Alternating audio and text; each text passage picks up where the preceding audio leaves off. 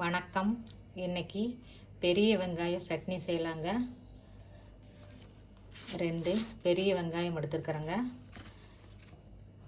ஒரு சின்ன தக்காளி எடுத்துருக்குறேங்க.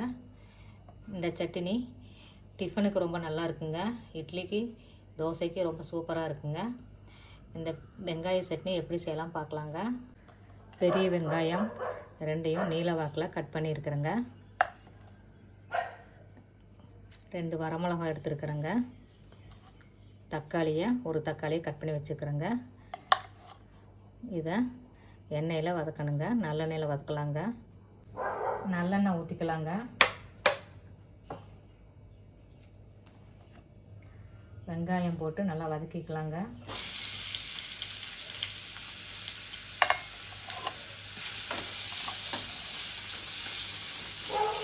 வெங்காயத்தோட 2 வரமிளகா போட்டுக்கலாங்க.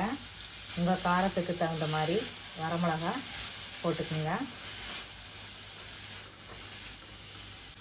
இது கூட கொத்தமல்லி 1/2 ஸ்பூன் போட்டுக்கலாங்க.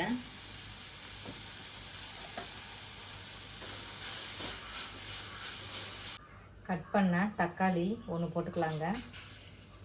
வெங்காயம் பாதி வதங்கிருச்சுங்க. அதுக்கப்புறம் தக்காளி போட்டு வதக்கிக்கலாங்க.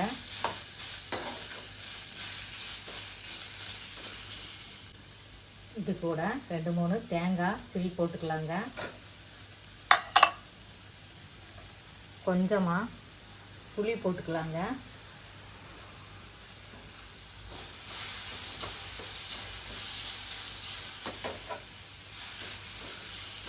வெங்காய சட்னிக்கு எல்லாம் வதக்கியாச்சுங்க.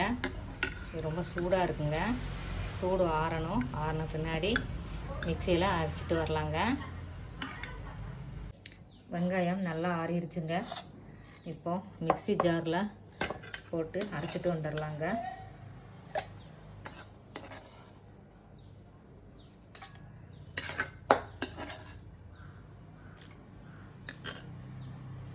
சட்னிக்கு தேவையான கல்லுப்பு போட்டுக்கலாங்க. சட்னி அரைச்சிட்டு வந்தாச்சுங்க. தண்ணி விடாமல் அரைக்கணுங்க. தண்ணி விட்டால் சல்லுன்னு இருக்குங்க, டேஸ்ட் இருக்காது. அதனால் தண்ணி விடாமல் அரைக்கணுங்க.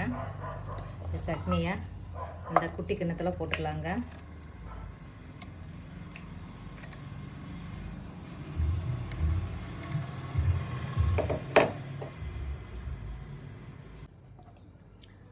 அவ்வளோதாங்க, பெரிய வெங்காயம் சட்னி ரெடி ஆயிடுச்சுங்க.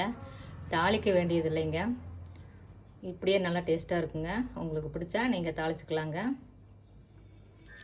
நல்லா அருமையான சுவையான பெரிய வெங்காய சட்னி ரெடி ஆயிடுச்சுங்க. இந்த வீடியோ பிடிச்சிருந்தா லைக் பண்ணுங்கள், சப்ஸ்கிரைப் பண்ணுங்கள். வீடியோ பார்த்ததுக்கு ரொம்ப நன்றிங்க.